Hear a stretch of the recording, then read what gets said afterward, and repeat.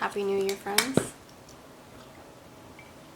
I was setting down the camera and getting ready to film, and the whole camera slid off of my tripod and hit the floor. And this is what we're left with right now. The lens is fine, thank God, because it is a $300, $400 lens, and the filter is just shattered. But I can't seem to get the filter off, and I can't seem to find my other filter because I had bought two. Last night I passed the New Year's with my family. Sarah came over and we had some Prosecco and some Moscato, and we had like a little cheese board. It was fun. Since it is the first today, I thought it would only be suitable to do some planning, some goal setting, system setting, and to unbox my new planner. I've been waiting for so long to do this. I could have done this earlier, but it's the first. Why not? I got a knife. Bah! Here we are. This is the beautiful box that my new planner came in. The brand is Hemlock Oak. It's a small business in, I believe, Vancouver. The owner is just the nicest person ever. The reason I bought this planner was because I found that time blocking was the only thing that was working for me. Oh my gosh, she printed my name. Or is this handwritten? I don't know, it's beautiful. Here it is again. Stickers.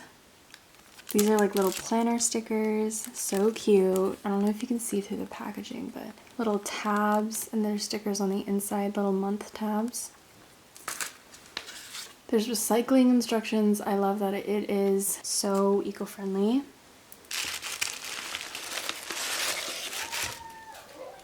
It says, place this page wherever you want to position your tab and line it up with the outlines. The tabs that I just showed you: values, goals, habits, year, important, self-care, wish list, notes, and then the months of the year. I'm in love with this packaging.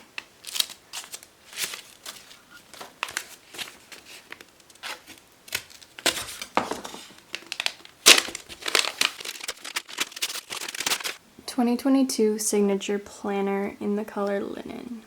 Made in Canada by a family-owned partner and designed in Vancouver, British Columbia, Hemlock Oak focuses on providing sustainable stationery while staying sophisticated. I think I ordered this like during the summertime.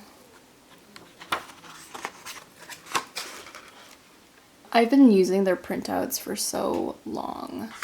There's a how-to guide. We have self-reflection, what moments in your life are filled with positive progress or change, and then there's like a little section for values, mindset reframing, which I think is just genius, goal creation, which is fantastic, how will you get there, break down your goal into 4 milestones. I had printed these pages out off the free downloads and I was using them, and it was just fantastic. And then habits, overview, and then for every month there is a little section that talks about your goals and how you can get closer to your goals every month. List 3 small positive ways you can carve out time for self-care, and then there's a little habit tracker down here, and then this is just room to plan. Overview of the month, and then my favorite part is that it is not blocks for the days of the week. It is timed. So you have from 6 a.m. until 10 p.m. and then you can add more stuff. And this is just what I need. There's a little calendar, a little space for your goals, values, and your priorities for the week with a little checkbox. It's so beautiful. All right, here we go. Yeah. Jamel.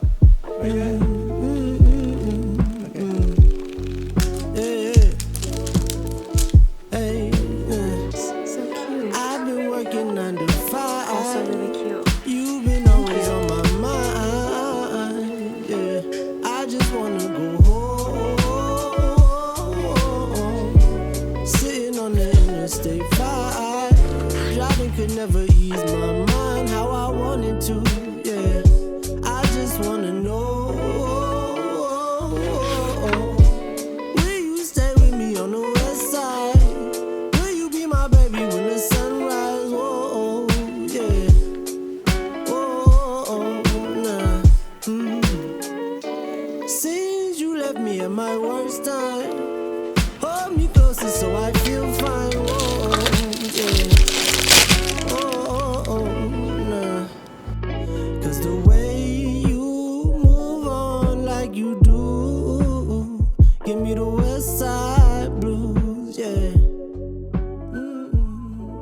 I'm going to be doing Rowena Tsai's Reset for 2022 series.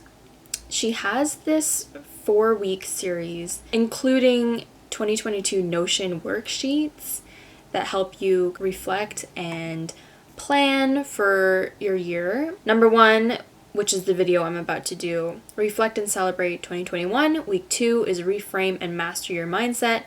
Week 3 is Find Your Values and Set Goals. And week 4 is Turn Your Goals into Systems. The worksheets follow the video and you can do it at your own pace, and it just goes really in depth, and I feel like it's just a perfect way to intro journaling and to really like have prompting questions that get you thinking. I'm going to duplicate the worksheet and put it into my Notion right now.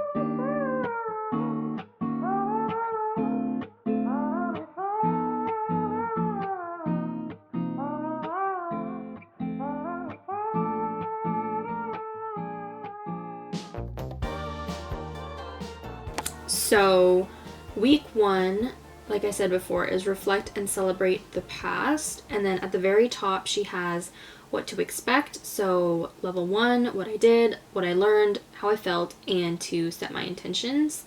I'm gonna follow along with her YouTube video as she's talking about it, and maybe I'll come and share some of those things at the end. I don't usually cry at all, but why is it always close, ranging from a movie scene to Main of I just finished going through the entire worksheet. I thought I would share one thing from every section. So first section is level 1, what I did. 3 things that I'm grateful for this year. So I'll share one, and that would be Mochi bringing my family together. She brings so much joy. It's really amazing to like be a team, to like raise Mochi and to teach Mochi, to see my parents and my family so happy and willing to take care of her is just so fulfilling. Something I'm proud of this year, getting into the school that I'm in right now. That was literally, I like cried when I got in. I think I have a clip of that somewhere, but I'm proud of getting into school, of course. Something I overcame this year was avoiding talking about my feelings. I'm a pretty closed off person when it comes to like the really deep stuff. It's hard for me to share because I also didn't grow up sharing and like talking about feelings. If you grew up in an Asian household, it's probably like that, pretty common. I grew up having something, let's say an altercation between like 2 people in my household. You're like really mad at each other, you're bumping heads, and then you just don't talk for like 3 days, and then it goes back to normal, and you just don't talk about what happened, or you talk about how you felt. That's the way I grew up. So crazy that like talking about your feelings and really like getting serious and sitting down can make such a huge difference. And then like it's so uncomfortable, but the benefits outweigh the discomfort. Level 2, what I learned. Something I learned about myself this year, I never gave myself permission to change. I've always been very like uptight and like everything has to be one way, my way or the highway, or it has to be perfect or a mess.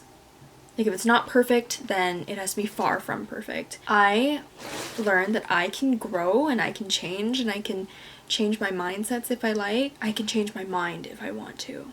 And I think that's really important to take with me into the next year and for the rest of my life. Something I learned about others this year, I can't control other people.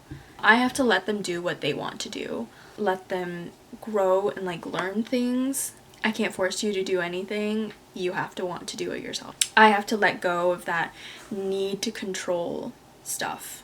Something I learned about life this year, everything is about consistency. So that quote by Simon Sinek, it's the daily practice of all the monotonous, little boring things like brushing your teeth that matter the most. After reading The One Thing and how like such a big goal can be distilled into such a small task, and how it can seem like it's not making a difference, but it really is every day. Level 3 is how I felt. This got really tough and like deep. One of the questions was, what feelings did I feel, and were there any reoccurring patterns? I was sad a lot. I was also desperate for a lot of change, which is like kind of crazy because, like I was just saying, I went through so much of the same, and like things had to be one way or the highway, and I was so stuck in my mindsets, and I was the same for a long time and very uptight and tense.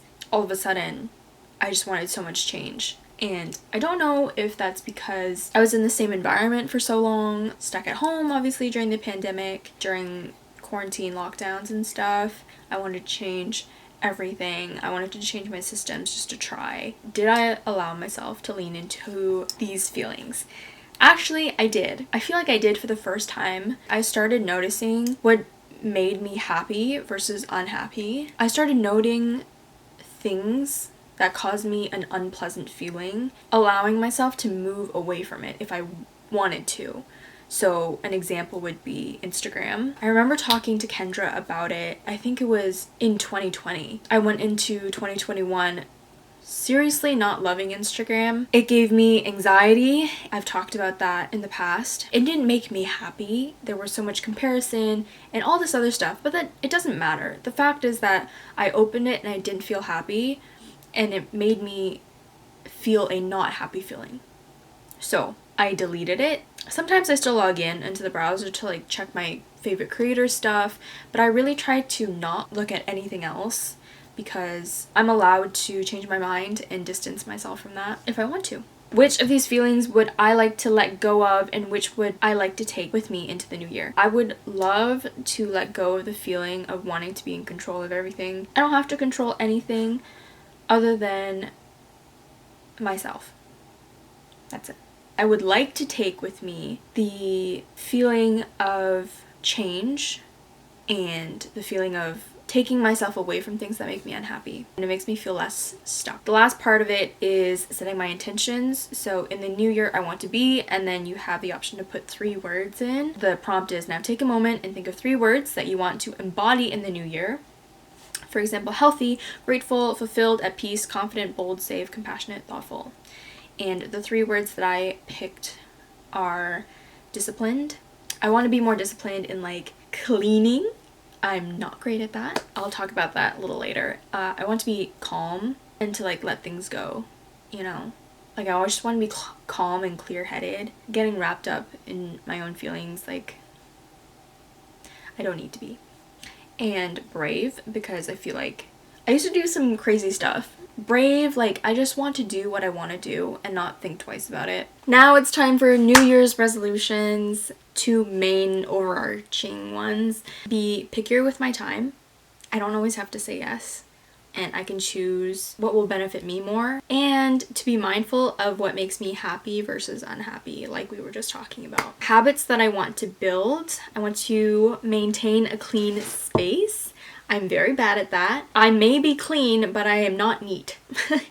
And I know that. To help me build that habit, I want to start doing a nightly reset. So just like take literally 5 minutes to just put things back where they belong, and to also put things away in the moment. There was this one TikTok that I came across a few months ago talking about the 1-touch rule. So like, let's say I have like this coffee mug in my hand. The 1-touch rule, I'm gonna go put it in the sink and wash it, not like set it down and leave it for later. And also the 2-minute rule, which we all know, it's like if this task takes less than 2 minutes, then do it now. Another habit I want to build is meditating in the morning. I use Headspace and I love it. I've been using it for a few years, but I typically jump around into like different courses, but I want to go through like a full one and feel and like learn the benefits of each different course. Next is to be more disciplined with my money. I have to pay tuition, and it is so expensive. So I need to budget. I have to stop spending my money freely. So not shopping for the sake of shopping and like walking around, but like only shopping when I find I need something. Some fun goals. I want to read 24 books this year. I set that goal last year and I did not hit it. $2 a month. 1 fiction, 1 nonfiction / self-help. I set this... Mochi! I set this goal up on Goodreads, but I'm also going to be setting up an account on Storygraph. Kendra says it's really good, and she loves like seeing like the graphs and like the different kinds of books that she reads and stuff, so I'll be setting one up there too. Another one is to do more with my hair. I started using better shampoo. I basically cut the majority of the blonde out of my hair, and just like having a better hair care routine. I have this healthy hair. I want to like style it more and have fun with it. I want to be more on top of the timing of my content, basically editing faster. Social media is all about the timing of things, so like things move so fast. Relevant one day and then overnight it's no longer relevant. I film things when they're relevant and then I just never put them up because it's too late, you know? Another one is to fix one thing a week. When I fixed my phone, it just felt so good. And then I fixed my ring, just one thing a week. Whether that be to like scrub the sink because it's been bothering me. Just to fix one small little thing that bothers me is just gonna make my life so much better. Last but not least, reply faster. If you're my friend, you know that I am the absolute worst at replying quickly. When I get a message, I'm like, it's gonna take so much emotional stamina to reply to this right now, so I put it off, and then I put it off, and put it off, and then I forget about it, and nobody likes that. So I'm just gonna try to reply as soon as it comes in, so I don't have to worry about it. This has been such a long video. Thank you for sticking around if you've made it this far. I would love if you subscribed, and I would really love to know what your New Year's resolutions are. Are they complicated? Are they fun goals? Yeah, leave me a comment, and I will see you in my next video.